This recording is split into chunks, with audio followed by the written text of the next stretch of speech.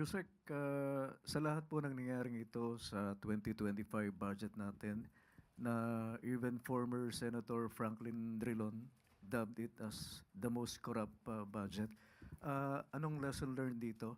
And anong hakbang ang ginagawa ng pamahalaan para hindi na maulit ito sa 2026? Katulad ng sinabi natin, gusto po talaga ng Pangulo na yung budget ay tama at maibigay sa tamang programa para sa kinabukasan at kapakinabangan ng taong bayan.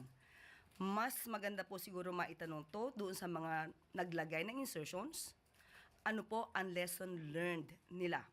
Dahil siguro po sa nakikita po natin at naipapakita na galit ng taong bayan, na siya rin pong nararamdaman ng Pangulo, nakita po natin na dapat sila ay matuto na tumupad sa kanilang mandato na maging tunay na public servant.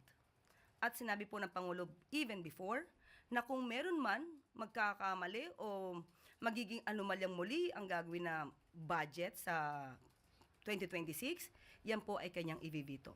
So makakasiguro po tayo with all these things happening, makakaasa po ang taong bayan na magiging maayos ang 2026 budget at hindi po pahihintulutan na ng Pangulo ang mga maaanumalyang proyekto.